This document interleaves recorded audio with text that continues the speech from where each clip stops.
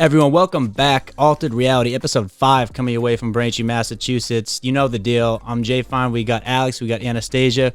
We got another great episode coming your way today. And I gotta say, it feels a little different. We have Hannah Berner coming on from Summer House. And you know what? The responses have just been through the roof. Everybody is super excited for her. We're super excited for her. She'll be joining in a little bit. But first, let's catch up a little bit. How you guys doing? How was your weekend? What's up, Justin? I'm doing. How you guys doing? Good. Anastasia, I just saw you 2 days ago, so it's like, hi to see you again. Hi, did you miss me? Dude, well, I was supposed to fly out on Wednesday. Yeah. Yesterday, and I was in Vermont. I'm like, I need to get the fuck out of there. So I just rented a car and I just left on Tuesday night after we got. I know. I thought we were gonna have a slumber party and we were gonna have so much fun. My mom was looking forward to drinking with you. She was kind of upset that you weren't there when she got home. She was like, Alex was supposed to drink with me. What the hell? Dude, honestly, man, like I was like we just went down there. We had to talk about we had some projects we were working on, and I was like, oh, I'm gonna stay till Wednesday. I'm gonna fly back, and I was like, you know what? I'm so impatient, which I need to work on, like stop being delayed gratification. Dude, I have to I gotta take a step back and relax. Like this is something I'm trying to work on. And I was like, fuck it, like I'm gonna rent a car. I'm going home. It's just like it's me. You kind of impulse. were Karen. Oh, I was such a C word. I guess we'll say the Karen word. I can't get into it too much now, but there was a reason why I was a Karen. But I felt off. I got there. Yep. We did what we had to do, and I was just kind of in a mood. I was a little on edge. I was just like, you weren't yourself. Well, I wasn't myself. I think you were pretty hungry, and I also think you were very stressy from the tiny ass plane that you took to. Oh yeah, I did, dude. So everyone knows by now I hate flying, right? And so it's Monday morning. I have to take a flight at 10 a.m. and I never flew this airline before, whatever it's called. And it's an 8-seater plane. I'm thinking it's a real fucking plane, dude. So I look at this thing like it's a fucking World War I movie with a little propeller on the top of it. I'm like, what, dude? I'm like, what the fuck am I getting into? So my heart is racing. Right, 10 a.m. flight time. I got delayed. The weather is bad, and it's raining, whatever. I'm delayed 5 hours, and it's only a 3.5 hour car ride to Burlington. So in my head, I'm already pissed off. I could have fucking been there by now. Yeah. I could have been in my hotel room. All these things. I'm pissed off. And now I'm stressing. It's fucking raining out. It's windy outside. I'm in a plane that looks like it's a fucking paper airplane. I'm like, what the fuck is going on? Dude, so I told you, it's like a private jet. Dude, you have to think of it that way. Hey, you know what's bad? So once I get there, beforehand, they go, oh, how much do you weigh, sir? I'm like, 230 pounds. And I'm thinking to myself, why do I need a... Yeah, that should have mattered. Yeah, it should matter. They go, well, we need the heaviest people in the front. So I'm like, oh, shit. So this plane's already giving me vibes we have to adjust the seats so the plane is comfortable. So I'm looking around. I'm like, yeah, I will 100% be... You tell me where to go. I will sit. I don't care if I sit in the fucking bathroom. There's not even a bathroom there. You tell me where to sit. I will sit. So it's the same plane. So... delayed, it's windy, it's raining, and then we're about to board the plane. The pilot goes, is this quick? We walk outside, they go, all right, guys, we're gonna load up quick, let's go. Yep. He goes, I'll be honest, it's gonna be a lot of turbulence out there. I'm sweating. So it's me, and then I see this 15-year-old pudgy kid. He's probably about 320. No shame in being big people. I'm a big guy as well. We're both sitting on the front of the plane facing back. Our seats are backwards. We're facing the back. All 6 other guests are facing us. So people basically look at roly-poly as me and the other kid sitting facing everyone else, right? And the worst part about it is everyone sees my face. So I'm trying to stay cool and collective, right? There's sweat coming down my fucking head. There's a plane. I'm holding my bag. So if you bring a carry-on, you have to hold it in your lap. Nowhere to put it. Yeah. So I'm like this. I'm shaking with my leather bag, sweat coming down. I see the kid next to me just enjoying his Subway. I don't know. I'm being mean now. But I was on edge, dude. And I would be too. Dude, but regardless, I got there. I had a good time in Vermont. We had fun. We had fun. But I'm excited to share our products with you guys. Kind of going off of what you were just saying about your anxiety, Alex. I'm kind of wondering, from our very first podcast to now, it's a few weeks later. How are you feeling about being so open, with all of our listeners, just about your anxiety and the things that you've been dealing with, and really opening up a lot and being super raw? How have you been feeling about that, and what kind of comments have you been getting about it? So it's definitely adjustment, right? Because like I've never really been vulnerable to the outside world unless like someone I'm super comfortable with, right? Like Anastasia, you and I talk on a very personal level, but like I don't have a lot of people in my life that I feel comfortable I can talk about things with.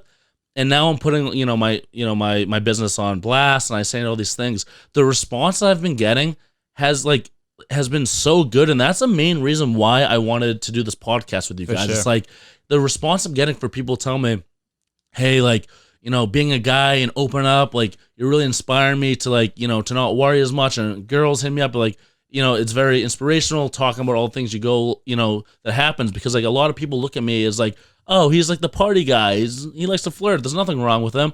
So it's definitely a lot of good feedback. At the end of the day, it's like, are things different? I think since we filmed, 4 weeks ago, 5 weeks ago now, our first episode. Yep. I was in a fucking dark place, man, after Costa Rica. I was very low. I was down on myself. I just like wasn't happy with the decisions I made. Yep. Coming back. Right now I've been really changing, like, I'm not saying my life has changed, but I'm changing a lot of things that I'm doing now. I'm starting to learn balance, right? Like, yeah, I'm having a beer with you right now, but like in the past 2-3 weeks, I haven't, I'll have like one drink there to casual, whatever. Like I never know how to balance myself. Right. So I'm starting to learn like how to kind of, take a step back and not get so worried. And like, for instance, this past week, the past 2 weekends, I went hiking. I went paddleboarding. Like I'm starting to open myself up more to other people and other situations, because all I know is like, all right, boys, where are we drinking this weekend? Like, I went away with this girl the past weekend. We went to New Hampshire. We rented a van. Like it was the first time in my life that I didn't feel like I had to try to impress someone and get a nice hotel and do all these things. Like I just felt so comfortable with someone that like we took a bus and we went camping and we went paddleboarding, we went hiking. We didn't drink one time this whole weekend. So it's like, it was one of those things that just felt so good and different. And like, I started building like, a different type of bond with someone that wasn't to do with partying and that type of atmosphere. So like, I'm starting to like learn a lot about myself, and I'm starting to learn about the conversations I'm having now with other people that isn't just like in a bar atmosphere or someone I don't know. So I am feeling a lot better, and I'm starting to feel like I'm kind of finding my groove. But the thing that I'm lost with, I was talking to Anastasia 2 nights ago in Vermont. It's like I don't feel like I'm ever going to be comfortable until I find kind of what my purpose is. And it's like, it sounds like a cliche thing, but like right now, like, we're in Braintree, I'm in Randolph, like this is not home to me. I've been here for 25 years. Like, I don't know what home is, like, cause like, I'm not comfortable with like my job yet. I don't know what makes me happy. Like, I don't wake up in the morning and say, yeah, like, today's gonna be a good day. I'm happy with what I'm doing. Like every day is like, what's next? Like what's the new thing, right? So that's like the inside, demon I'm trying to face. I know I got to be patient, but how long can I be patient? Like I want to, that's just me being impulsive and control freak. And it's like, I want to find happiness. I know you can't find it. You just got to work on it every day. Right. But for me, it's like I just want to find something I'm passionate about. I've never had that yet. I get something like, oh, I'll try this idea, and then it doesn't work out. Oh, I'll try this. Like I don't have that, like those juices flowing, Right. Yeah. No. Yeah. I hear what you're saying. When you wake up, there's nothing that you're like, damn, I can't wait to get to this today. Man. Yeah. I mean, I think. Oh no. I'm sorry. Sorry. Go ahead. No, finish your thought. No, I was just gonna say, I know, like, honestly, that can be like one of the toughest situations to be in, because it's one of those things where it's like, kind of like what you just said, where, you were kind of trying to get out of like those, negative behaviors and like those, kind of negative things that you were doing. It's almost like you kind of need to have like an everything in moderation mentality. Cause like, if you're someone who likes to like, enjoy a drink every now and then and go out every now and then, if you just cut yourself off of that, right, that'll probably honestly give you like the pendulum will swing back the other way and give you like anxiety that like, damn, Yeah. I'm not doing any of the things that like I like to do or things like that. So kind of like what you said is like figuring out like that balance, being like, okay, like, you know, I'm going to take tonight off, but tomorrow I'll have a good time, stuff like that. Like, I think that's for sure like super important, you know? Yeah. I also think that, it really has a lot to do with the industry that, we're in, Alex. In yachting, we don't have any stability. No. We don't have, we're always constantly doing other things, and it really provides this great, nomadic lifestyle. However, it can be a little debilitating at times and a little bit like scary of like, what am I doing? I'm all over the place. I'm here, I'm there. And sometimes for some people, like that can work really well. And other times it can cause a bit of a negative effect of like just feeling so unsettled. And that gives you this feeling of like anxiety and discomfort. So I think the fact that you are now kind of, stepping a bit more away from yachting and trying different things that might provide you with a bit more stability, which is exactly what I'm doing now. I think that's going to help in the long run and just help you feel more grounded. Yeah. I think feeling grounded is a really important feeling. And sometimes when we're young, we kind of just brush over it and we're like, yeah, we just want to do whatever the fuck we want to do.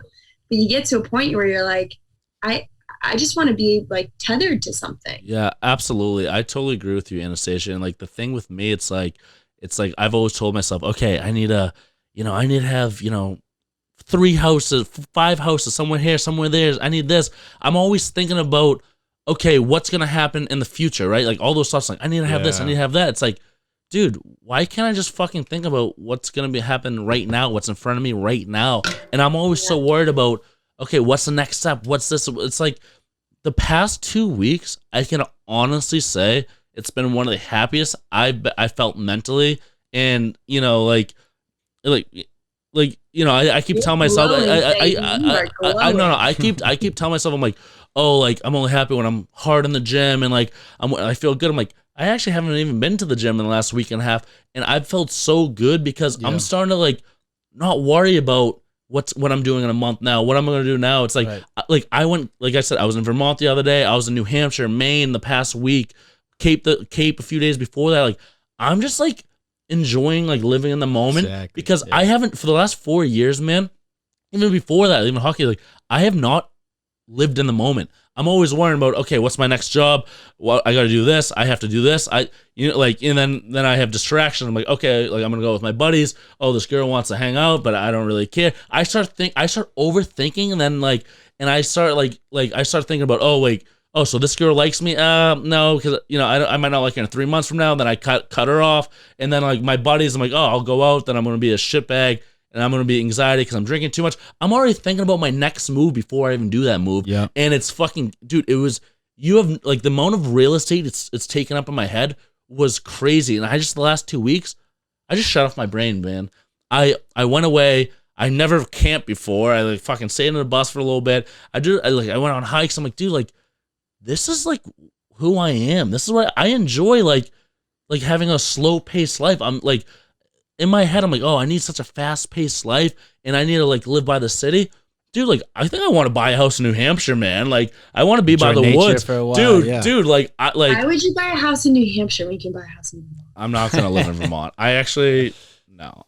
Burlington's cool, but after a few days, I feel like I would have to get out. But that's just me. I mean, I don't know. But you know what I mean, though.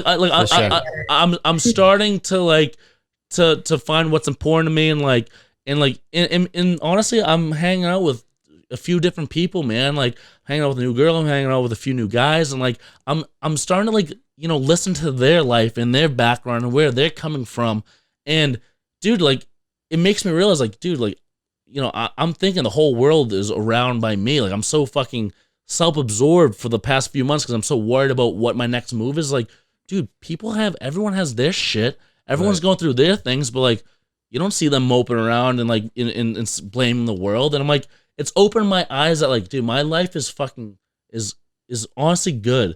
And I'm not capitalizing what I have in front of me. I'm making excuses. So I'm starting to realize that now.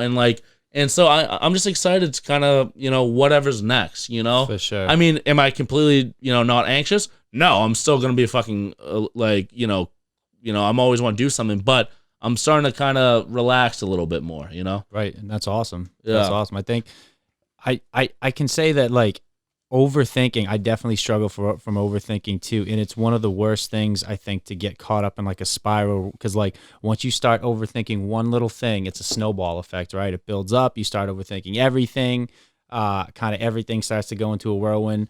But that's honestly what you got to do, man. Just take a step back, live in the moment. You know what I mean? Appreciate the now. I think it's easier said than done for sure.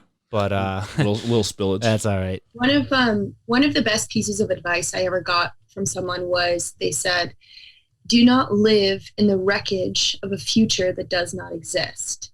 And after hearing that, it was very profound to me, and it really makes you think like, okay, I'm creating all of these, circumstances and these instances that could potentially happen. And I'm so worried about what could happen that I'm not actually paying attention to the driver's seat of what's in front of me. Yeah, absolutely. So, do not live in the wreckage of a future that does not exist has really had a big impact on my life. And I think it's something we can all really resonate with. No, absolutely. And it's funny. Someone asked me this question the other day. Actually, I think you might have asked me something similar to this, but someone asked me a question is like, hey, like, what do you actually see yourself like doing? Like, and I'm like, what do you mean? They go, no, like, let's not say, oh yeah, you're going to have all these businesses. Like what makes you happy? Cause I'm talking about, I don't know, jobs. I'm like, honestly, what makes me happy is other people. Like I love, I love, trying to help someone to be the best version of themselves. Like, like I've always said that I'm not, I don't love myself that like, I'm starting to do that now, but like for a long time, I've always put my time and effort in other people because like, I don't want to deal, the demon inside of me, and I didn't want to deal with all my issues. But like, I realized like, the stories I'm telling and the feedback I'm getting, like, I love knowing that like, whatever things that I struggle with, that people can kind of relate to me and like be like, hey, like, thank you for kind of picking me up, even though I wasn't talking to anyone. Right. Just hearing like kind of similar stories, aka like the same thing I just told about listening to the new friend stories I have that make me like, dude, I feel better hearing about like kind of what you went through, and it inspires me that like I can find a way out, because we all come from different walks of life. So like what makes me happy, it's like, it sounds bad, but like I like helping other people in some type of way, if it's mentally or physically or just being there, like that's my thing. And like, am I a therapist? No. Am I gonna be one? No. But like, just being like, I don't know what it is, but like I feel like I'm literally treading water right now. I'm on that point of like, I'm finding what my purpose is, and I'm not fully there yet, but I know it's something to do with being with people, helping people, be like whatever it may be. I truly believe that's kind of my purpose in this world. And it sounds crazy. And like, am I the best talker? No, I stutter a lot, whatever, but I don't know what it is, but I know it's around people. I truly believe that. So I don't know. I'm just excited to kind of see what, kind of what's next. And, but off topic, I just got a text from Hannah. So Hannah's about to be joining right now. So we'll be right back from Altered Reality, and we'll get her in. Well, Alex, Anastasia, appreciate you guys sharing, but we're gonna move on because we have what the fans have all been waiting for, our special guest for episode 5, Miss Hannah Berner. How are we doing, Hannah? Thank you for having me. I'm upset that I wasn't the first episode, but I'll make this work. So Hannah, I'm sorry. The first episode was me talking about my depression. So like, let's not get too selfish about yourself. It was about me. Okay? You know what? We're gonna get along then, Alex. Yeah. We'll get along. You know what they say in showbiz? You save your biggest stars for episode 5. That's what I heard. I'm not really sure, but yeah. I thought you. Baseball. It's like the fourth person. Yeah, exactly. The best hitter. Slam. Exactly. Yeah. I thought you were gonna say last. I'm like, damn, 5 episodes in, we're already done. We're canceled. Well, Hannah, we are so excited to have you on the show because you are somebody who is in the reality TV space, and you actually talk a lot about mental health and depression, and you have shared some really intimate details of your life with hundreds of thousands of people. And we definitely commend you on that. And it's something that we really want to kind of showcase on this podcast, just being super real and open and actually sharing our experiences about being on reality TV, how it affects us mentally, and kind of just everything in between. So I love that you guys are doing this too, because when people watch you on reality TV, they see certain reactions and certain things, especially like being on a boat, who knows what you're going through. But to make you guys like open up and be more complex and show like the many different things that go into a 42-minute episode is important. So I commend you guys. Yeah, no, absolutely. Honestly, but like it's crazy. Like I never watched Bravo. Like even like when I got on my season, I watched like my season. That's it. Didn't watch anything else prior. So during COVID, I started watching the Summer House a little bit. I'm like, all right, it's time for Alex to get in touch with his inner Bravo self, I guess. Which like I was made fun of people like that, you know, whatever. But I started watching you guys, and I started thinking about it. I'm like, I couldn't like you know, we work and then like party, whatever. I couldn't imagine being at a house for all summer and just like having the ability to party, drink, get fucked up, and like not like I know you guys were working remote and stuff, but like I would go crazy. Like I like at least with work you can distract yourself and like, okay, I'll talk to you guys in 3 days after the charter. You guys are just around 24/7. Like how like that must have been like, you know, brutal, like up each other's ass, no? Well, the thing when I signed up to Summer House, the concept was like we work hard during the week in New York. Like I was working as a video producer, starting my podcast, getting involved in comedy. And then on the weekends, you like let it all out and you party and you drink and you're on the beach. And then like whatever drama happened on the weekend, you go home, you meditate on it, you call your mom, you pet your cat, you sit in a dark room, you be depressed, you think of all the things you want to say to everyone, and then you like spend all week and then you return. So this last season of Summer House was like fucked up for me, to be honest. Like you basically go from a pandemic to being in a house for 6 weeks with people who like are very much your like party fun friends, but it turned into like a WeWork where people can drink and party and fight with each other. And it's like, it was crazy. And it's funny, I dealt with the most hate I've ever dealt with this season. Really?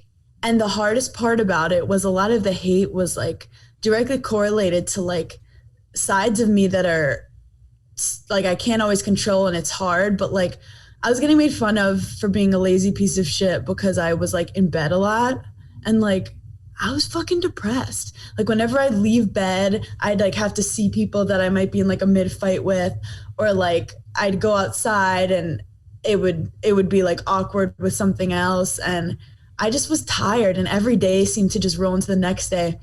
And I like working horizontally. And then no shame. There were multiple fights because that I'm actually not good with confrontation. I didn't have really that much confrontation until season 3. And I would just kind of start crying. And like I kind of was just having like anxiety attacks because I was seeing things like conspiring against me that I couldn't control. And I'm kind of a type A control freak. So I would just like cry, just like, so I'm having anxiety attacks on television. And then the response is like, because, you know, you're seeing parts of fights, like Hannah's crazy, Hannah's hysterical. And it's like, I was having an anxiety attack. But in my head, I'm like, I want to be true to myself. I want people to not look at me on TV like I'm aspirational, but be like, wow, Hannah struggles with this too. But instead of it being this like empowering season of me trying to defend myself or going through like some mental ups and downs during a pandemic, I kind of just got typecasted as like the crazy bitch with daddy issues, which was never what I was typecasted before as. And I kind of just want to normalize like people on reality TV, when you freak out, instead of thinking the person's crazy, think like, wow, this is how this person reacts to a super intense social situation in the public eye. And turns out I'm kind of bad at it, but I hope it was entertaining. No, honestly, like, so like, I kind of like, when I started watching it and like saw you on social media, like, you know, you obviously have like that personality of like, you know, like, let's just like laugh and have a good time. And, you know, I kind of see myself like kind of the same as you, is like, you know, like I make fun of myself because like all I know is like kind of how to make jokes for people to kind of not accept me, but like to kind of roll over it because I don't want to deal with my shit. So I make jokes about it. And like, all my insecurities about my weight and all these things. Like, oh, I'll be the first one. Yeah, my fat ass, whatever. I'll say these things because that's the way I hide shit, right? But like, no, when I saw you and like dealing with your things, like I thought about it. Like, I couldn't imagine, me having an anxiety attack on TV, like how you're doing and how you'd react. Like this past year, this is kind of why I want to start this podcast. Is like I've never been more depressed, like anxiety, anxious in this past 9 months. Last year I've ever been. Like there's a point I had to quit my job. I went to Costa Rica for a month because I had to get away from everyone. Like, I was doing all these things and like I was at my breaking point. Like all I was thinking about was death. Like I wasn't being suicide, but like I kept thinking today's the day I'm gonna die, and like I was getting so nervous, all these things, and like it gets to the point that, like you feel so lost, like no one knows what you're thinking, no one can kind of relate to you. So like I hear you what you're saying. Like I just couldn't imagine being broadcasted, while it was happening. I mean, but it's funny because I'm talking to you guys. If anyone could imagine it, like you guys at least know more than the average person. Yeah. But it was also hard because my first 2 seasons, like I was always like the goofy friend. Like I wasn't like main character energy necessarily. Like I was the goofy friend. And I go on the show in the first season, like people liked me. They thought I was relatable. They thought I was funny. And I was like, cool. And then my second season, I had this like kind of great romance storyline and people got so into it. Like I was with like the hot guy and like I kind of became this like cool girl that really I wasn't, but like reality TV can really oversimplify your character. Yeah. And then season 3, I came in kind of like I could be me, like America likes me. And you think that you can kind of react in any way. And like, I'm gonna be honest, like today I'm depressed. I'm dealing with depression today. And you just never realize like how much you care what other people think about you until like they're coming for like you as a human. Like the things that I hate, like I would never want anyone to think I'm mean or this or that. But it's a dangerous road to be considered like a Disney villain or like a Disney princess. Yeah. It's like, I fucking hate Disney. So I hate when people get characterized as just like a simple character when we're all so much more than that. Absolutely. Hannah, I actually have a very similar story to you in my season where I dealt with my very first panic attack ever on national television. And the response was not like, oh, wow, like, are you okay? It was like, well, you shouldn't have taken that job anyway. And you're such a bitch and you're too big for your britches and like, blah, blah, blah, blah. Oh my God, they said the same thing about me. Yeah. Must be the same 2 fans. And I'm like, it's the same people. It's the same account. Same 2 Bravo. Like 10 people.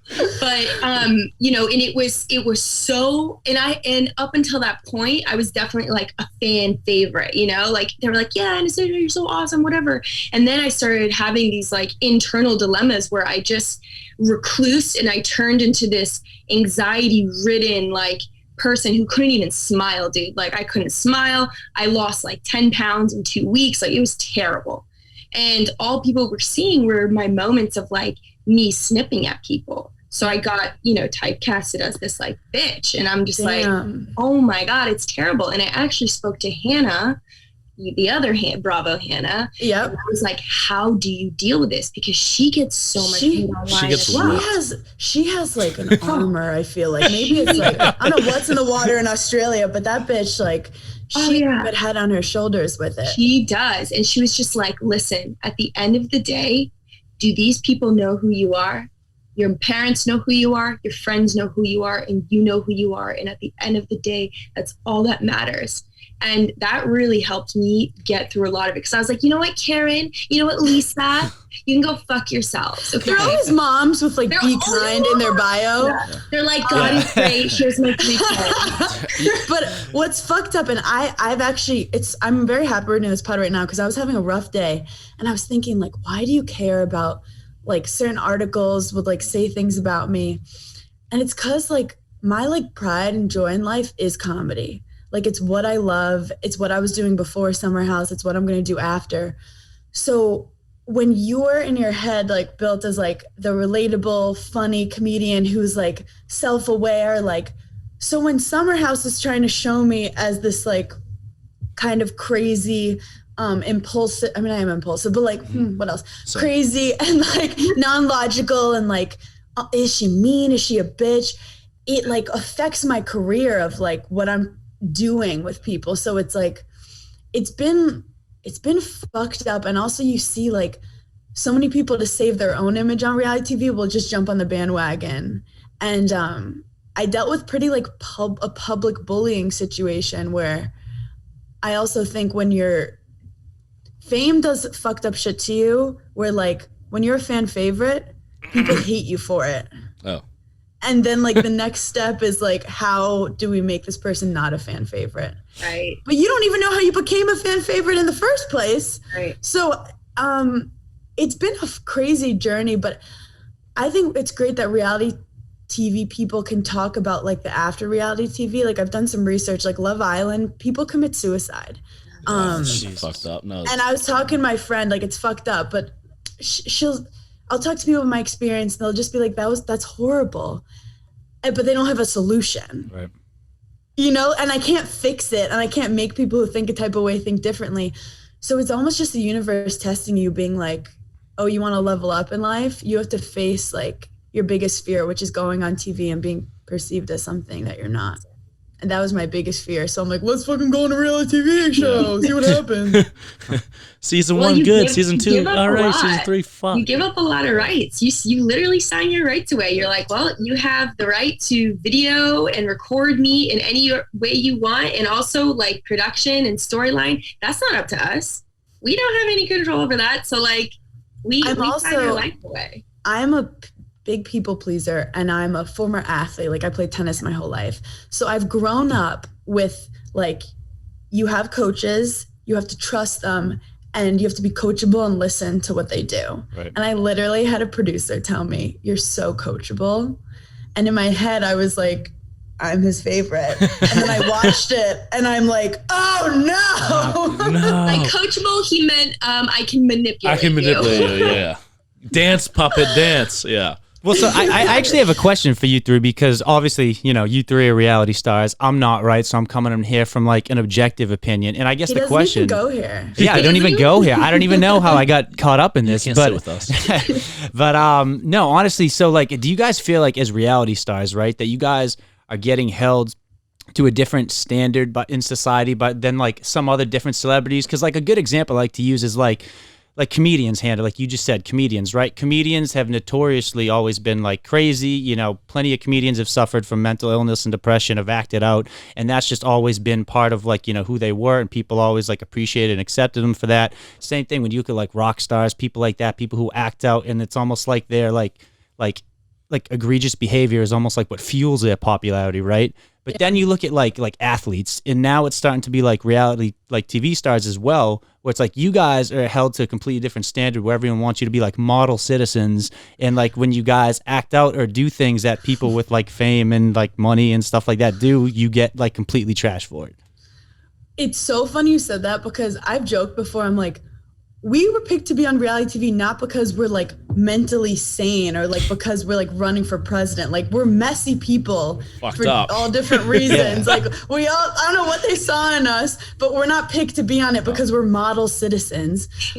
That's firstly. I also think that in reality TV, people like to leave their own life and judge your life. Mm-hmm. So when they're judging you, they're not thinking, what would I do in that situation? It's more just like, that person's fucking annoying. I personally was like, it's a fucking pandemic. Everyone is miserable.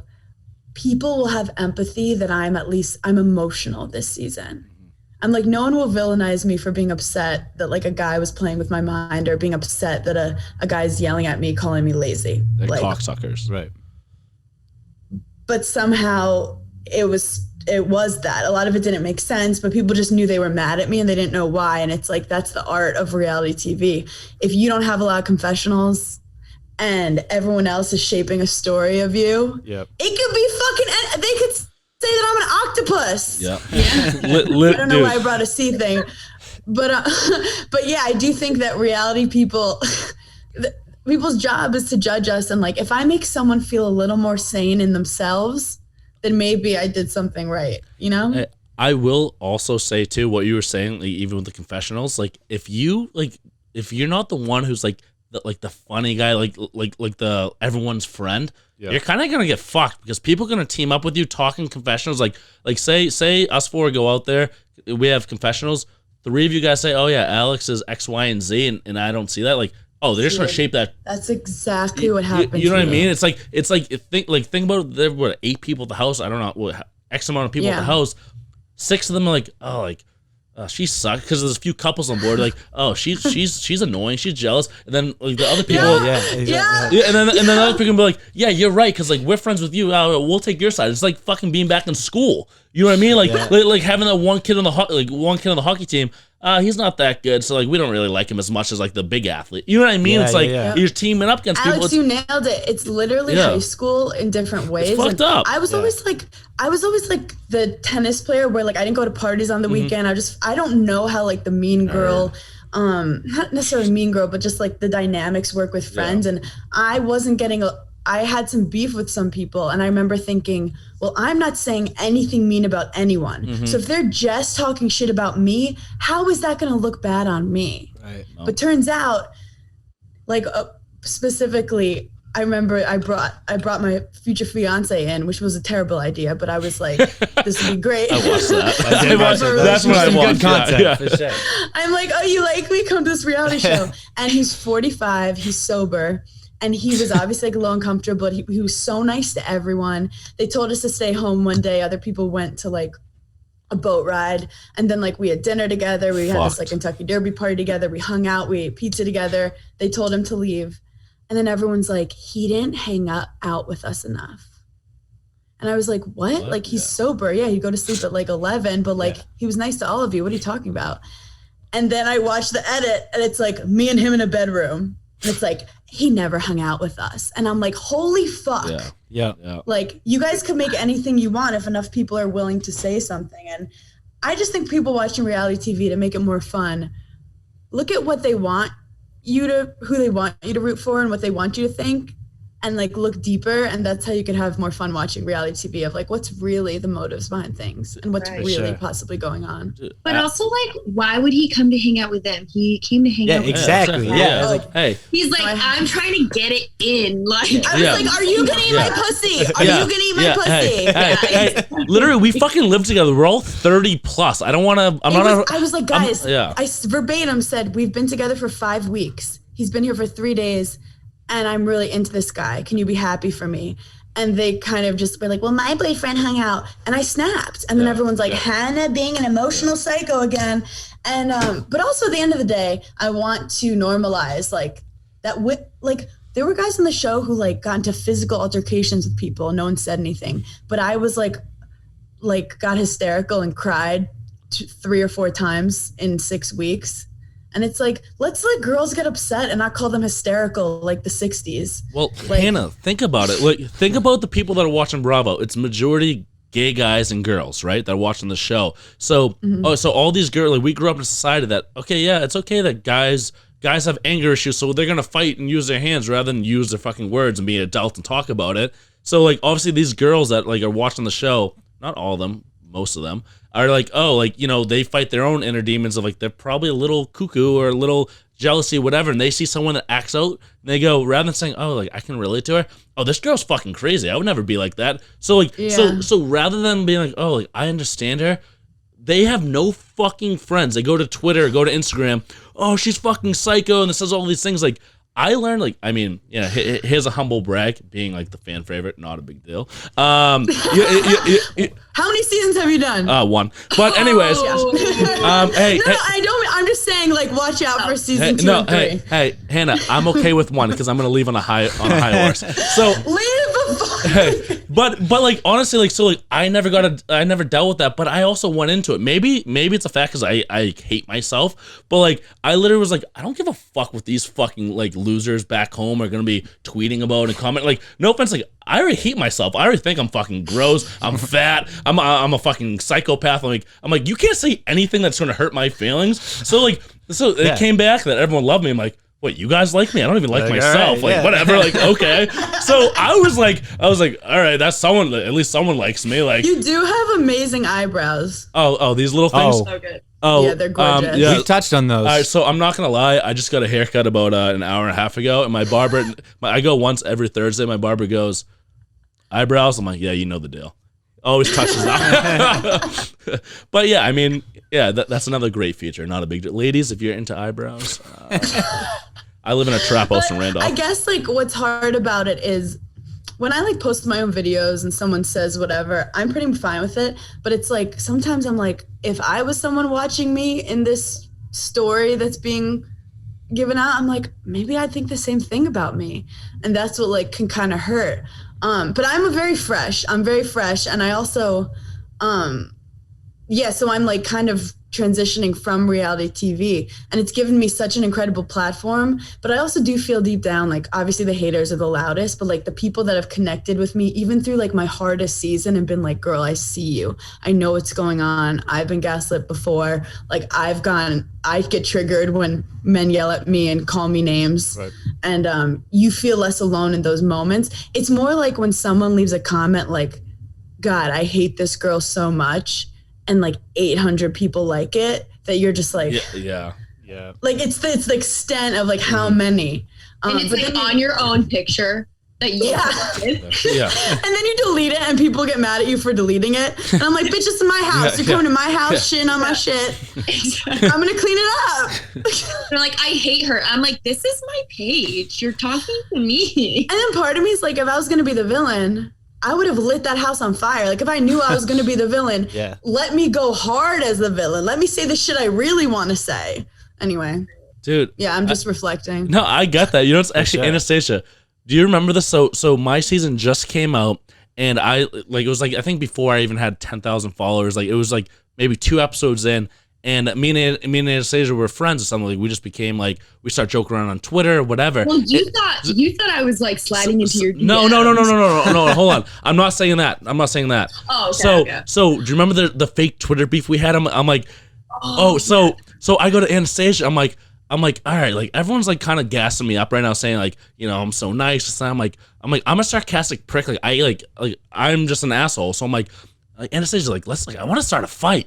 Like she has, you know, 100,000 followers, has like a lot of Twitter followers, whatever. I'm like a nobody. No one knows me. No one understands like who I am yet. So she says something on Twitter, and I made a pussy joke saying like, I did a cat emoji saying like something about it stinks or something. And when I got caught with, it was something funny, like just something funny, and like we had a good banter. People attacked me. It's like, this sexist asshole. What an asshole talking about her vagina. Like me and her joking around, like we're texting on the side. I'm getting wind within 5 minutes. Cancel Alex, like all this shit. I'm like, Alex is like, cancel the comment. Hey, literally, like at first I'm like, oh, I can handle whatever comes at me, but people don't know that I'm sarcastic yet, because like my name wasn't out there yet. People didn't know like my gang came out for me. They're like, you don't talk to her. Dude, literally, I called in. Well, no, you know the worst part? My mom calls me. My mom's on fucking even the worst on Twitter and Instagram. Goes, why are you talking about girls' vaginas? You're disgusting. My mom's attacking me now verbally. I'm sweating. Your mom disowns you. Dude, literally, I'm like, oh my God, my mom's here. Like, I'm talking about pussy online right now. My mom gets like, I'm driving, I'm in traffic. Anastasia, make a tweet, say we're joking. I don't know what's happening right now. She's dying laughing. Yeah. And I'm like, okay, like I'm not out there yet that I can do this yet. I'm gonna wait. I'm gonna wait for this. This is a problem when I'm in the comedy world, and then I'm also in the reality TV world, and there are some people that it overlaps, but there's a lot of times it doesn't. And like I would go on podcasts and I'd be joking about stuff, making fun of the experience in like a way that I cope with things. And reality TV fans want drama, so they will pull anything and be like, this is fucked up. But then comedy fans are trying to see the light and stuff, and like what I'm ultimately joking about. So like ultimately it's like context. There's no context in reality TV for anything, and you could pull like any word that was said or sentence and people can get mad at you about it. That was like mid panic attack. I got in a huge fight that lasted over an hour, like, but it cut from me like looking great to like me just like sobbing. And then I was like, I like brought up like, you're treating me like you're my dad or like my boss. And then like he made a rude comment about my dad, and I was like already past it, and I was just like, never talk about my dad, don't bring him up. And for the rest of the season, it was like Hannah brought up her dad and then yelled at him about it. And I'm like, Daddy that's not the point. That wasn't the point Right. of the hour fight. But we're focusing on that. Exactly. But I've learned a lot, and I'm in therapy, Great. Hey, which I highly recommend. well, Yes, see, Alex. Anastasia just sent me. Alex, you can't be a tall man not in therapy. That's very toxic. Listen, I'm very open about therapy. Anastasia sent me a link, like this virtual thing, but I'm kind of like, I get there and I'm like, I want to talk to a girl therapist. I want someone who kind of relates like both worlds of like, because like, you know, do I think I'm the smartest person? No, I dropped out of school like a million times, like a 1.9 GPA. Can't read, but I do feel like I'm very self-aware of myself, and I'm very good at reading people. But they were trying to set me up with a therapist that's 85 years old named Bruce. That like I'm like I want to talk to someone who gets it, who understands. But I don't want to talk to a guy that already has the same mindset as me. I want to talk to someone to test me, right? So like I'm being very I say the word patient, but reality, I'm being kind of lazy on finishing. Like, not lazy, but like accepting the fact that I have to talk to someone because I know I need to, but I filled out the information, then I haven't pressed submit yet. You know what I mean? It's like finding a therapist is such a pain in the ass because it's basically like dating, except everyone you end up talking to, you have to full on like tell them your most traumatizing moments, and it's exhausting and it is hard. It took me a while to find like my current girl because I had an older person too, and I'm like, they did this to me on Instagram, and she's like, what's Instagram? And I'm like, I don't have enough money to pay you to explain it. Wait, it's only 1 hour. I'm like, she tagged me in an Instagram story. She's like, what's a tag? I'm like, I can't do this right now. No, it's tough. I remember one time, like I went to a therapist a few years back, and I probably went to like 9 or 10 sessions, and I just didn't connect with the therapist that much. Like I wanted to go talk to somebody else, and then I thought about it. I was like, shit, do I got to go back and talk about all the same shit I just talked about for the last 10 weeks with somebody else and start from scratch and have them get to know me? And that I wound up actually not going to talk to somebody new for that exact reason. I was like, okay, I guess I'll just continue on from here. I don't feel like repeating everything I said for the last 10 weeks to somebody else. So it's tough. There's like a meme where you can like make a PowerPoint of your trauma to just like share it in there. Be like, fill in the last 18 years. Yeah. Dude. And then ask some questions. But yeah, I love that we're talking about it, especially with guys, because it's important. And if you're in the reality TV space, like, I mean, my therapist is like, what the fuck is going on? And I'm like, I know we're dealing with some weird shit because you're in this meta reality that is still your reality.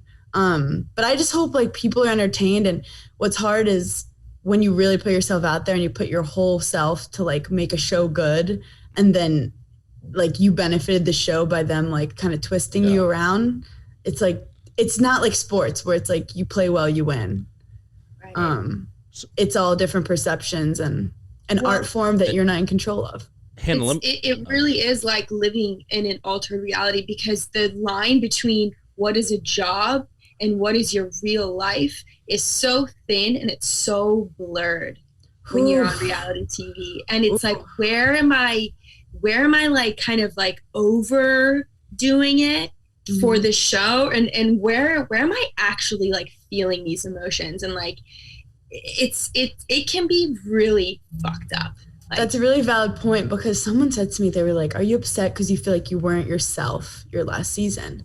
And I was like, actually, like, I guess that is myself. Like, if I were to do it again, if I had cameras of a global TV show and like someone's yelling at me, I'm proud that I defended myself, because old Hannah wouldn't. Old Hannah would have like laughed it off and like walked away. And maybe in like a real situation, I would have walked away. But it was like, that's what Hannah's going to do when I'm being paid to make a TV show. And I have to, you can't regret things because you have no control. I could have been a feminist icon, but instead you're not. Right. They're not looking for feminist icons on reality TV. Right. They're not looking to be like, this man is abusive. And like, no, they're like, isn't this girl manipulative? Isn't she crazy? So like, I just think I would love to see reality TV, like, just have a little more interesting storylines with women besides just saying they have daddy issues, because everyone has daddy issues. Like, let's move on. Hannah, you know what I was just thinking about while you're saying that? Like, obviously you did a show in your head. You're like, oh, how can we make this good? Anastasia and I did a show that like is our jobs. We've been doing for years now. Her being a chef, or me being a deckhand, whatever. Imagine you having a show of like, you're a comedian. That's your life. Imagine having a show with 10 comedians that are on tour and like in something that fits your personality. Like doing a show that like you actually are passionate about because it's your career, but also like, you're making a reality show that people can enjoy. Like how different do you think like, you could, not the word come up, like say if you're on a show like Below Deck, that was our careers at one point, you having that with a comedy spin, like, people would see you in all different ways. Like, oh, we get her humor, we get her emotions, we get her struggles. Like it's so much easier for us because that's how we work. This is our everyday life. And they're filming it, and it's like, okay, people are like, oh, like we get that they're hard worker, they're this lazy one, this whatever. You can see that, but for you guys are just in a house, kind of fucking around. You know what I mean? Like, well, I do think this last season, like we were so lucky to even film. Yeah. But I don't think that it was thought through as to like, what are we going to do? Mm-hmm. So it's like we kind of got stuck there. And then it was like, how much drama can we get in those 6 weeks right. with nothing going on? And Hannah having like dealing with, some people who had beef with her. At some point I was like, oh, this could look like these people are like bullying me. Or like these people clearly have their own motives for why they're like making general accusations that don't have any evidence to them. But I ultimately think that I am also, fun fact about me, I'm so bad at partying. Like I'm good for like a day or two, but like the people in the house are professional partiers. And it got to the point where like week 3, I was like, I don't have it in me anymore. I don't want to go upstairs. Like I hate when people make me have fun. I hate that. It's like, go have fun. So I'd be like, I don't want to have fun. And they'd be like, no, we're going upstairs. We're having fun. We're dancing. And I'm like, I don't want to dance. And then, and like, I was just so bad at partying. And then I would get like, and we also, we get hammered all the time. And then people say stuff to you when they're drunk. And I'd be sober a lot of the time, just feeling my feelings. And I remember that stuff. And they'd be like, you're being sensitive. And I'm like, you cursed me out last night. And they're like, I was drunk. And I'm like, but I was sober. And I remember it. So anyway, it's hard when like the partying gets involved because people would fight and the next day they both wouldn't remember it. And they'd have the same fight again. And we'd all be like, what's happening here? But that's the beauty of, a drunk reality show. So I don't really know. I want to transition. If I know Anastasia watched the majority of, the show. You were there. Was that the guy was Luke, right? That guy from whatever. He's weird, chops lumber, I think. I watched like 4 episodes. I'm sorry, he was a huge tool. I'm sorry, I just have to come on and say it. So he was a huge tool. Was production like more like pushed, like you guys like had a thing that you guys, was hiding, or was that like did you guys really have a thing, or was it nothing between you two? So if you watch the previous season. Oh, okay. Yeah. So this is, it's kind of crazy because like I came in, I was kind of dating a guy. Okay. And Luke was just like I'm pursuing Hannah. And at first I thought he was kind of kidding. And then I realized like he asked me on a date. He was just like all over me. Mm-hmm. And finally I was like, this guy, like he's very hot. And like, I like to kind of empower women by being like, I'll just like fuck a bunch of hot male models. Like I want to like twist it on its head. And I just thought like, this guy's hot. Like I kind of love the attention of a hot man. Mm-hmm. And it was one of the weirdest relationships I've ever been in where, at the end of the summer, he sat me down and he's like, I want to introduce you to my family, like all this stuff. And I was like, okay. Oh. And then, I would like FaceTime his mom all the time. And that's weird. I love an emotionally like connected, like I love being someone's best friend if I'm dating you. Right. And we love tennis and we love sports and we live near each other in the city, but he wouldn't have sex. So my competitive brain was like, oh, we're playing this little chase game. Like he wouldn't have sex with me, but he would call me 3 times a day. He's gay. Ask me. No, I'm not making any accusation, but I got in a big fight with my friends because they were like, he's a fuckboy. And I'm like, I was like, look, I just want to fuck the guy. And he's like, we're good friends. Yeah. And I want to, whatever. but it turned into like, I realized I became like his girlfriend, and it was skewed in it where it looked like I was trying to be like, he's my boyfriend, where like it wasn't that like that at all. I was just like, I got tricked into being in an emotional relationship that I just wanted to be dick down. And this went on for months, like months. I have hundreds of voicemails from the kid. I mean, I'd say probably like 80 voicemails of just like whenever I want to answer him. And like, and then he came on the show, you know, bringing a girl to stir drama. And then when I got upset, everyone was like, and I was upset just because I just felt like I kind of trusted him in a way, like not even as like a boyfriend, but just like, you're not going to tell me, or like, you're just going to set me up like that. And then people kind of, he was like, I told Hannah, we're just friends.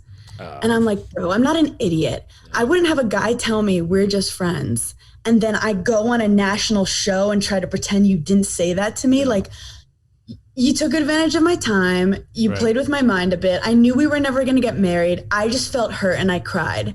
And then after that was done, we were good. We moved on, but then like it didn't work out with him and this girl who never liked him, and he blamed it all on me. The internet said I was manipulative. I made up a whole thing. I made him look like an asshole. I gaslighted him.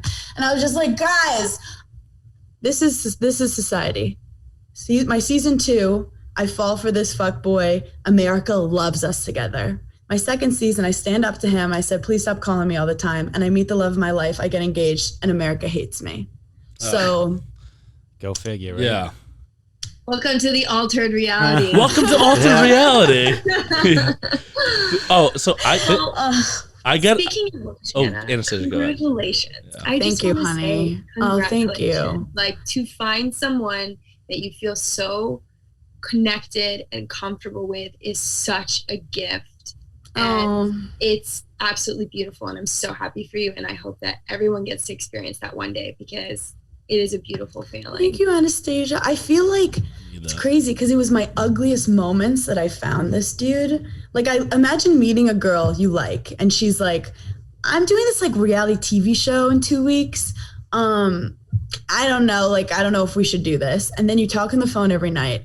But when she calls you, she hysterically cries because she got in a fight with like 400 people when there's only 2 cast members that she really fought with. Like, I was beyond myself. And I guess we kind of bonded over like the drama and the trauma of filming. Yeah. And like, I'm the kind of girl, like, you'll date me for a year and we'll break up and I won't shed a tear.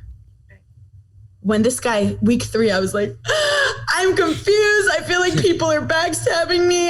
Like, the most drama you could ever imagine. And then we moved in together during quarantine. Then the show aired, and he watched like a lot of people turn on me, and he doesn't even know me, like, in a friend group. Like, he's like, is this girl the worst? So like, we went through fucking trauma together. But maybe it's the most authentic I've ever been, where like, I'm very guilty of playing the cool girl.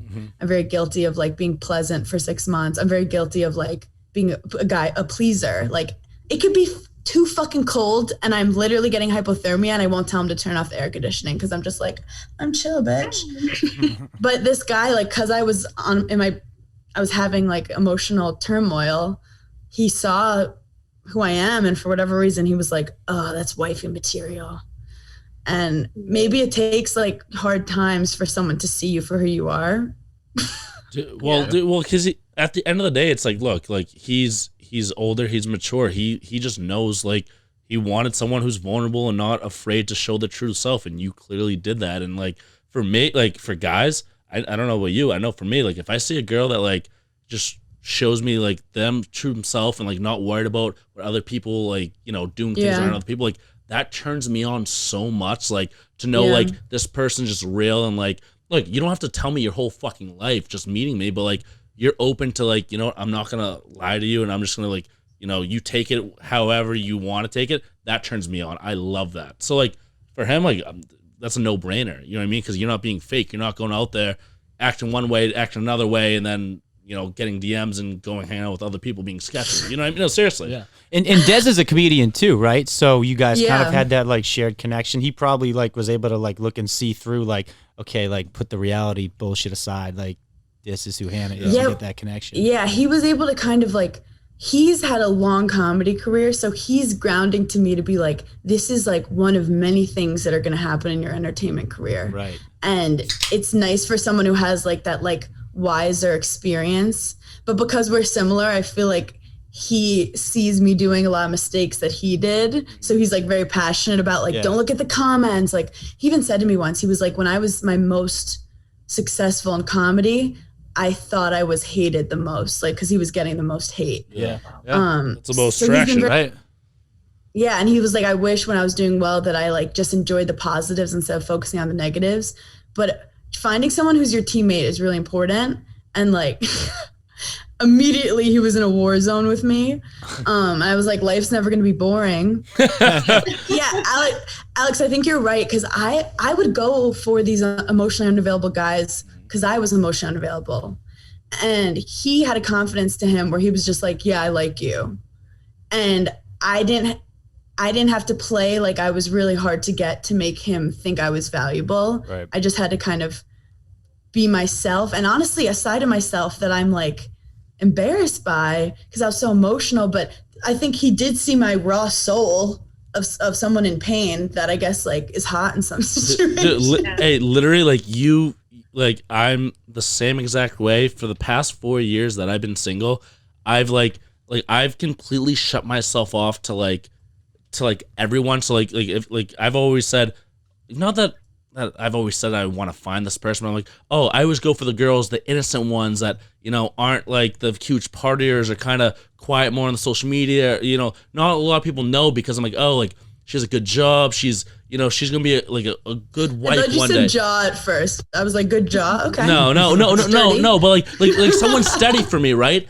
And then and I realized like I'm looking for all these people that are like, because I'm so fucking emotionally not there. Like I'm not gonna like open myself up to people. I'm very like, I'm not happy with myself. I'm fucking miserable and I'm insecure. So I'm like, oh, maybe I'll get someone to kind of keep me in place and make me happy because with their shit, right? And then, you know, I started hanging out with this new girl. Fucking has such a bad, like, you know, went through the worst shit, like all these things, and like so inspiring, like the stories she told me and what she gone through. Like for me, it's like, holy shit, like this turns me on so much because like how real you're being, like all the shit you told me you've gone through is like, old me would be like, yeah, that's a turn off, I'm all set. Like me, and I'm like, oh my god, like I want to know more, tell me more, show me more. Like it for me, it's a fucking drug. I'm like I thought I had all these fucking issues, you know, like we like no, not that you have issues, but like I thought I was the only one that went through shit. And like I'm like, now I started to understand other people, what they went through. I'm like shit, like I was selfish. Just all I cared about was myself, and I never worried about if anyone else had their own issues. I didn't even think about their issues. But like, and they help you see the world differently. Oh, and you, so if much. you fall in love with how someone's mind works, oh my god, which is like how they deal with adversity, like that's fucking hot. So hot. So hot. And I do think, yeah, like I mean, like for example, the Luke thing, like in no way was anything like Luke's fault or my fault. I know that like social media wants to like push us against each other. Who knows what kind of shit he's saying about me? But like, we both knew like we both had a wall up. Right. But I cried when he kind of said like we were nothing or whatever, because I'm a human that my ego was hurt, that I felt like someone I trusted was trying to make me look bad on national TV. Yeah, and belittling what you guys had. Yeah, and you don't have to be like wanting to marry a guy for him to, like everyone's, oh yeah, they started, Hannah's in love with him. I'm like, look, the guy plays guitar at parties. Like I'm not in love. He's a tool. No, he was. Like, I liked him, and like I will cry over like a good commercial that I like. Yeah. I cry over a cute cat that I see on Instagram. But yeah, it's just interesting how when you give a lot of your emotions, the first thing people say is like, they use the crazy word, and it's like, but those emotions led me to meet the man that I'm with now.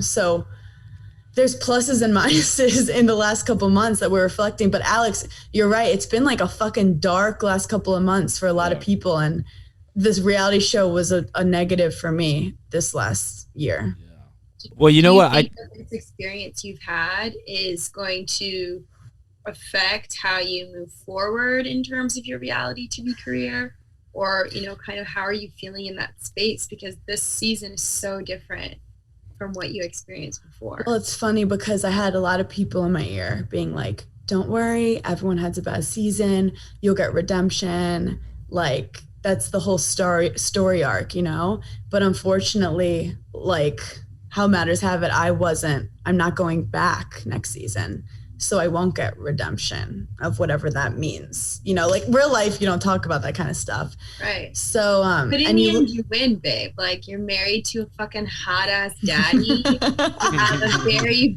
budding comedy career, like well this is the thing, I would have probably done reality TV for a long time if the universe didn't basically like kick me out, basically be like, this is like toxic to you, like your heart, and you're like, I am come off so tough and self-aware. I'm a sensitive little bitch, and that's the one thing I think I would, if anyone listening to the podcast, take from it. Like I am such a sensitive little bitch with high anxiety, overthink everything, but it makes me good at comedy because I'm able to observe things and like overthink it and come up with ways to make myself laugh. So because of this experience in reality TV, I now am like fully pursuing my comedy. Like I have time to go on tour now.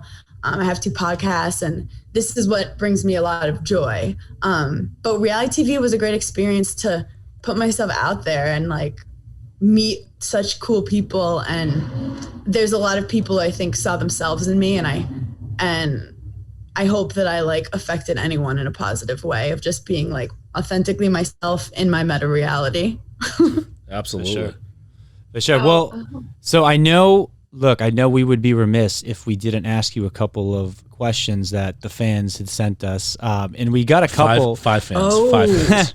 Yeah, a couple. A couple. I meant literally a couple. So when people get bored of your podcast, just tell them to come over to Altered Reality.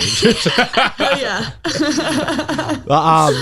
So one of the ones that we've gotten the most frequently that people want to know is, are you going to be attending, or were you invited to Amanda's wedding, and will you be there? I don't know about their wedding, to be honest. I don't know about it. So not invited. So I can't. So I probably not, to be honest. There but you go. It would be pretty awkward. I wouldn't want to do that.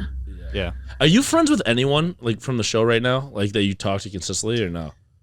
My best friends are Paige and Sierra. Okay. Cool. Like in real life. I think that was also the hard part, because it's like they were trying to make it like I don't fit in, or I'm not real friends with these people. And like Sierra and Paige are awesome people in my life.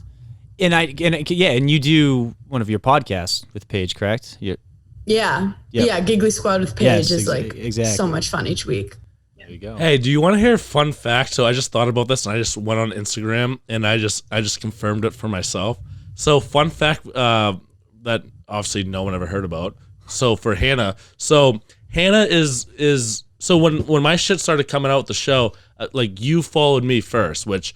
I think you commented on something, and I was like, who the fuck is this girl? I'm like, oh, she has like a few 100,000 followers. I'm like, I don't know who she is. I'm like, my ego was so big. I was like, oh shit, like nice, right? So I'm like, so this girl, like, oh, like who is she? So I'm doing my info on it. She puts a story on, and I'm thinking I'm hot shit. So I'm like, oh, maybe she thinks I'm hot. I don't know. So I see January 15th, I reacted to one of our stories. I did the 100 symbol. Hey, I tried to do that symbol to see like, oh, is she going to respond? Maybe a little flirty? No. Like, she was the first person I noticed. Like, I don't notice my followers. I don't look at that. But I'm like, oh, like someone that isn't in Below Deck, like they follow me. Like, oh shit, like this is cool. So literally, I'm looking back at it now and I'm fucking dying laughing. Yeah, it's just 100. Hey, January 15th, 100. Dude, so what's funny, I was doing Bravo's chat room, which was like this talk show where we were like very into Below Deck. So I was like invested, and I remember thinking that like I liked you as a character, and I thought you were really funny. And I remember being like just showing love. Like it's kind of like Anastasia and I we just like liked each other's energy, and I'm like, and I like do love the like Bravo community because we're all, you know, crazy and going through such daddy issues, interesting shit. But yeah, I liked her eyebrows. Like let a girl live, you know. Dude, but I was just laughing because I just thought about that now. I'm like, you were the first person I noticed that had like a big following that like wasn't below deck. I'm like, so in my head I'm like, oh, like she wants me. But like, hey, but You she, feel seen? hey, so I'm like, oh shit, like. All right, I don't know who she is, but like, Hannah. Like the second I saw that, she put up story, Hannah, and then like I don't even know what the story is. Not even there anymore. I just remember that moment. I'm just sitting on my couch. We're in COVID in January, and I'm just looking. I'm like, oh shit, like I'm the man. Like I'm how sick. these eyebrows look. Yeah, I'm like I'm sick. No, but yeah, that's real emotion. What's going through my head back in January. Men are such simple creatures. He's like, well, I'm LeBron now. Yeah, I'm like, Yeah, hey, sometimes too simple. Yeah. I'm like 400K followers. Bing, I made it. Hey, mom. And then I unfollow as an accident. Yeah. Mom, I'm gonna fuck tonight. No, she's engaged. You come up on her newsfeed, she's like, who's this? Yeah. Yeah. Hey, she sees Hannah. She goes, what? What? I was like, he needs a haircut. Unfollow. She goes, is that Eminem's fourth cousin? What's going on? Oh, so shit. funny.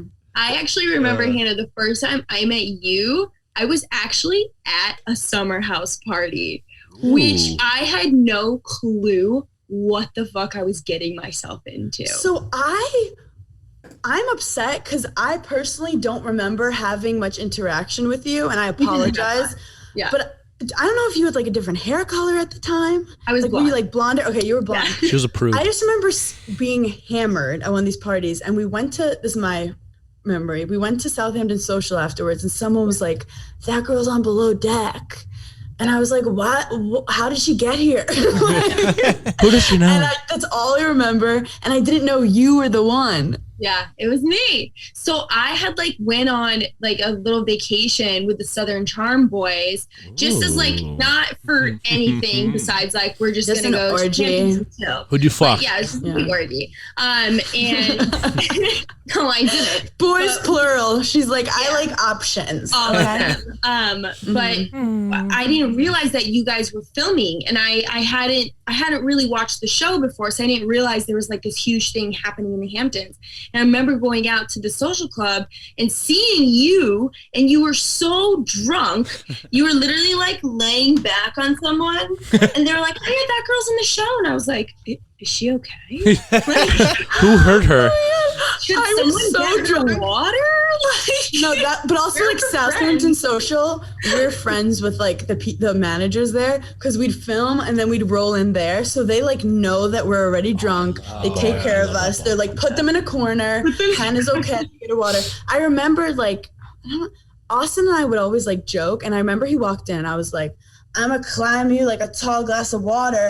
And I jumped on him. And like, you know when guys aren't ready and like I'm sturdy, like I'm all muscle, you know? I jumped on him and I remember he like wasn't handling it, and I was like, okay, this went badly. And then I was like, I'm gonna go lay on someone in the back. So I'm gonna go find a fat guy in the back who can hold me. Being a fly on the wall in a summer house party was probably one of the most fun things I've ever done, because I walk in and they're like, whoa, Anastasia, oh my God, we're so, happy to meet you. We love Below Deck Med, but like, we're so sorry to tell you, like, we can't mic you and you can't be on camera. I'm like, that's great. I'm like, so I get to just drink your alcohol and eat your pizza and I can chill and not be on camera. They're like, and say whatever you want. I was like, yes. So I'm just summer like, house parties.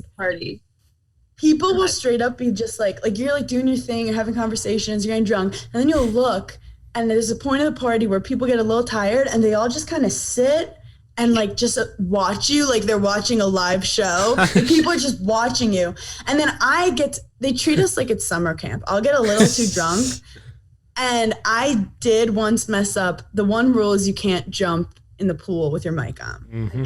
And I was like standing in the pool once, and one of the producers was like, Hannah, do you want to go in the pool? And I'm like, no, I'm not going in the pool. And they're like, okay, well, if you want to go in the pool, let us know. We'll unmic you. And I was like, all right.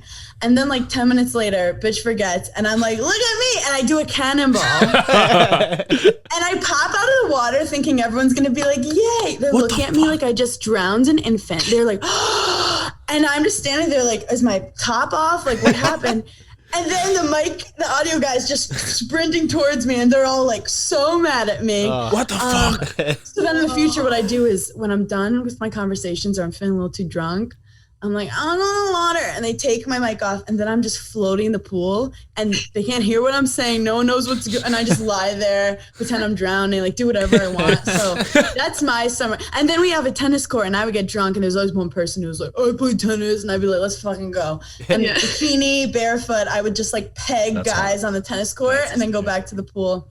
Oh, really living my glory days, season 2. Season 3, we don't want to talk about it. Season 3. Yeah, we're not, I'm not talking about season 1 and 2, I loved it. I wasn't on season 3. That wasn't me. Actually, that wasn't me. So, but yeah, this has been overall therapeutic. Thanks for letting me vent thank about you my for dark coming times. on. Yeah, sure. This was amazing. We just have one last question. What is it? Oh yeah, no, yeah, you weren't getting out of here that easy. We have to ask. I know. I'm like, bye. We gotta play Marry, Fuck, Kill. Alex, Anastasia, what are the options? You guys are usually pretty good at this. Anastasia, I don't know anyone in Bravo. Oh, I got this. All right, Anastasia's got it. Marry, Fuck, Kill, Hannah. Carl, Luke, Kyle. No, Kyle doesn't count. She's gonna kill Kyle. That doesn't count. No. For the 4 episodes I've seen. No, I would. Ooh. I would. Oh God. She's got to think about it. Yeah. I mean, I would just have an orgy with them all. And That's not enough. That would be the most hatred orgy. They all like, we hate you. I got her ass though, guys. I would. Oh God.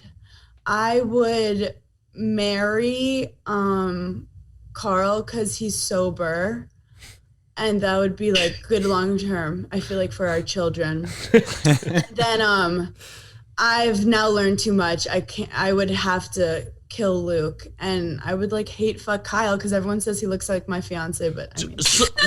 So one of the girls DM me today, so I put in my stories, like, ask me some questions, and like I obviously forget, like I don't come structured at all. I just like freeball this. They come with questions. So I'm like, I had so many people go, ask her about, is she dating or is she engaged because it looks like Kyle, younger version, like 10 years younger or something like that. It's funny because Amanda straight up was like, they don't look alike. Also, like, no offense, Des is 6'3" and like gray hair and how big? Like, he's just.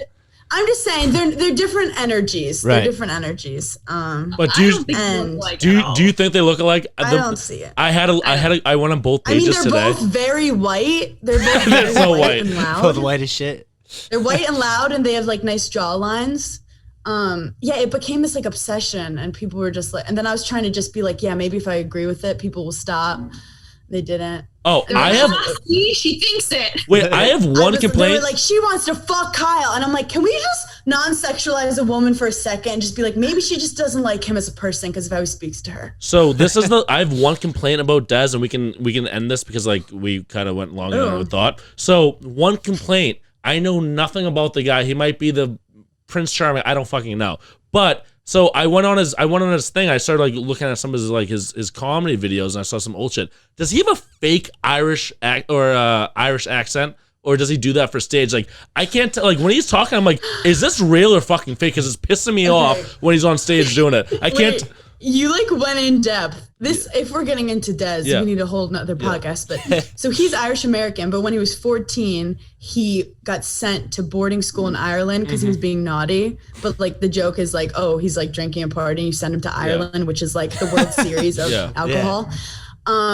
So he's lived in Ireland like his whole life since he was 14. So like certain words, like he'll say I look lovely, or he'll say like quite this, like things that American dudes don't say. So it's real, but when he's like he'll perform in front of an Irish audience, and he'll go into like more Irish. And then he also speaks Mandarin, which is fucking weird. Oh shit, okay. So like he's just like he's a worldly man. He's the most interesting man in the world. But when you first hear him speak, you're like, why? But now I'm here. Like he'll say bloody sometimes, like, but like in a Queen's accent, and be like, that was bloody weird, and I'll be like, what? Dude, I was getting like angry. I was like, okay, like these jokes are funny, but like, is he faking an accent right now, or is this part of the joke? I was getting mad. I was like, I can't tell if this is real or fake because I saw him on the show. He was American. Now he's doing stand-up comedy. He's like, is he fucking Irish now? Like, what's going on? Well, I have the Irish curse. I got the small dick from Irish. So like, what the fuck? The curse of the Irish. No, I do. Fuck. My mom should have fucked a German. You deal with all the different accents, but like, could you see how like if you spend time with a lot of people with like South African accents, you like start saying shit? That's like kind of him. No, I still have a speech impediment. No. Yeah. Like who knows? I mean, South African's tough too. I didn't know what they were saying during. South African girls are crazy. I actually just had Bugsy on Burning in Hell. Oh, did you?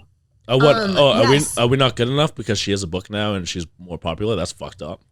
Did she talk about Alex's tiny penis in the hot tub?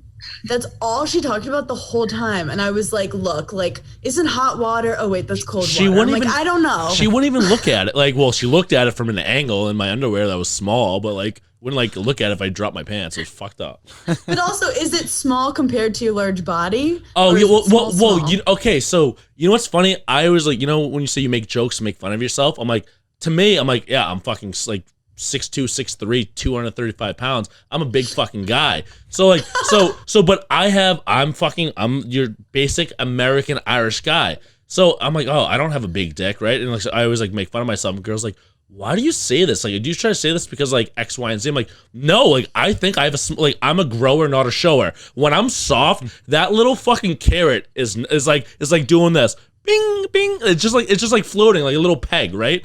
And then like, but it goes, I guess, a normal size. So it pisses me off that like I can't tell if it's normal or small because I have a big frame. But girls don't complain. I'll show you right now. Compare with Justin. See what happens. All right, Alyssa, I'm sorry if you're watching. No, but like, I don't want to do this. If it's above 4.5, 5. Oh, no, hey, listen. Never mind. I'm not gonna get. He's like centimeters.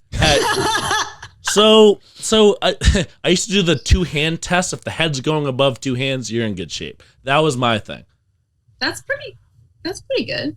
Well, is it a girl's hands or no? Hey, listen. I did. So when I was in freshman high school, a girl goes, "I'll give you $20." I said, "Okay, give me a ruler." Hey, I'm comfortable saying 6.5. That's it.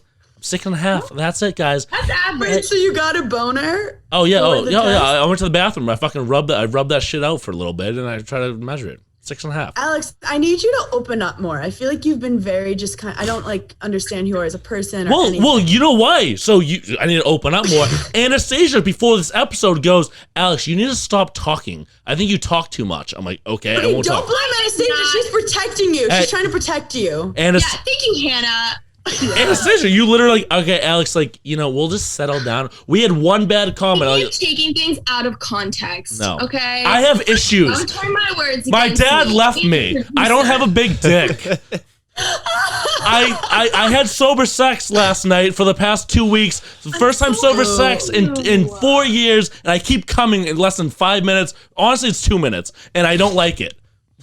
Well, it's a good thing you know what that mouth do. So. Oh, well, you know what's... Yeah, well, that's my only strength. I literally... How old are you? I'm 25. You're young. You can get started in like 5 minutes again. Rally the troops. Yeah, I'm 25. But, you know, the thing is like... You can rally. Shoot and rally. My thing is like, I don't like... It's... Because I'm a giver, like, and I was always self-conscious, like, oh, like, I might, like, I might bust in 30 seconds. I'm like...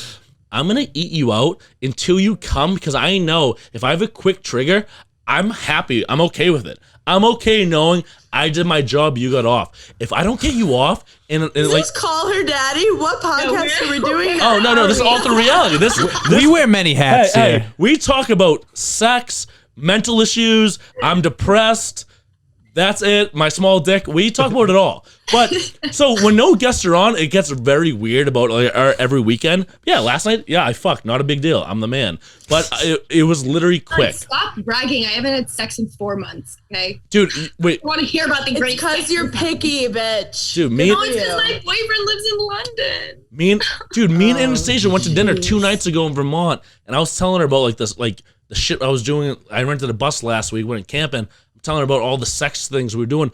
Anastasia goes, okay, tell me more. Yeah. I'm like, dude, I'm not even lying. Anastasia, am I lying? Your eyes were like rolling. He's literally telling me, I'm literally like sipping my drink and eating a piece. I'm like, and then what happened? Yeah. Literally, this was 2 days ago in Vermont. She goes, what else? What'd you do? I'm like, Anastasia, where's your hands right now? Like, she's eating her food like, I'm like, why are you going to your straw like this? I'm like, chill out. But anyways, Anastasia, you gotta FaceTime sex. You have to do it. It's just, well, you know, I have all my sex toys, but you know, there just gets a point where like, there's only so much you can, you know. Oh, I tried to bring out a toy the other day. It was too soon bringing out the toy. Too soon. She wasn't ready. Well, anyway, Hannah, it has been an absolute pleasure talking to you. You're a fucking real one. I hope that we get to link up when I come to New York. Oh my God, whenever in New York, hit a girl up. I hopefully won't be too drunk so I can interact with you. Cause I'm normally, if there's a new person, I'm like, what's your name? Give me, like, let's be best friends. I'm so sorry I wasn't a good host. Alex, I was talking. I put a chew in, I burped. Ew. Anyway, it was great to meet you guys, and thank you for letting me vent.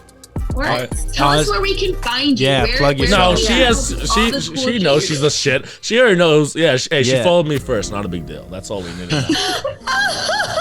No, but I remember I was like, one day he's gonna tell me all about his dick issues. You can follow me at Burns, BEINGBERNZ, and if you love comedy or you just want to see me live and heckle me, go to hannahberner.com. I'm going to like Indianapolis. I'm going to West Nyack. I'm going to be in East Hampton. I'm going to Texas. I'm going to San Francisco. Or I'm going everywhere. So where are you guys right now? Vermont? No, I'm in Vermont. I'm in Boston. Me and Anastasia had to do a little work type thing. But yeah, I'm back here. I hate flying, so I rented a car late 2 nights ago, and rather than flying home the next day, I just rented a car. Wow. So you'll travel the world in a boat, which I don't even know how I can't fly. buoyancy actually works. I fucking have issues. My biggest fear in life is death, so that's where my anxiety comes from. How does a rock sink, but then a huge ton of boat doesn't Don't ask sink? me. I It's don't know, I don't get terrifying. It's terrifying. This is what keeps me up at night. Oh, No, yeah. all right, anyways, whatever. All right, Hannah, Well, thank you. Hannah, thank you so much for coming on.